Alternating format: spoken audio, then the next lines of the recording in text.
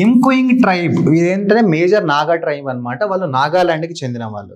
రీసెంట్గా central government తీసుకొచ్చినటువంటి abolition of this free movement regime, అలాగే 1643 కిలోమీటర్ల బార్డర్ ఏదైతే ఉందో మనకి ఇండియాకి, ఆ తర్వాత మయన్మార్కి, దీనికి కన్స్ట్రక్షన్ అనేది, ఫెన్స్ కన్స్ట్రక్షన్ అనేది చేస్తామని చెప్పడం జరిగిందనమాట. సో దీనివల్ల వీళ్ళు ప్రొటెస్ట్ స్టార్ట్ చేశారు. ఎందుకనంటే ఈ ఫ్రీ మూవ్మెంట్ రిజిమ్లో ఏముండేదనంటే మన నుంచి మయన్మార్కి, మయన్మార్ నుంచి మనకి ఈ తెగ వాళ్ళు ఏంటనంటే ఫస్ట్ 16 కిలోమీటర్లు, తర్వాత 10 కిలోమీటర్లు ఎటువంటి వీసా లేకుండా వాళ్ళకున్నటువంటి social, cultural and economic factors కోసం వాళ్ళు ట్రావెల్ చేయొచ్చు అనమాట.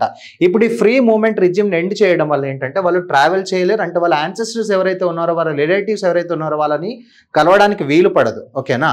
సో అందువల్ల వాళ్ళు అజిటేషన్ అనేది స్టార్ట్ చేశారనమాట. ఇంకోటి మనకు తెలుసు, National Socialist Council of Nagaland, IM faction, Isak Muivah faction ఏదైతే ఉందో వీళ్ళు మేజర్ నాగాలింని ఏర్పాటు చేయడానికి ట్రై చేస్తున్నారు. మేజర్ నాగాలింలో ఏముంటుందండి, అరుణాచల్ ప్రదేశ్లోని కొన్ని ప్రాంతాలు, తర్వాత నాగాలాండ్లోని కొన్ని, మణిపూర్లోని కొన్ని, అస్సాంలోని కొన్ని ప్రాంతాలు. ఇదంతా ఏంటంటే నాగా ట్రైబ్స్ ఉన్నటువంటి ఏరియా అనమాట. దాన్ని మనం నాగాలిం అని పిలుస్తాం.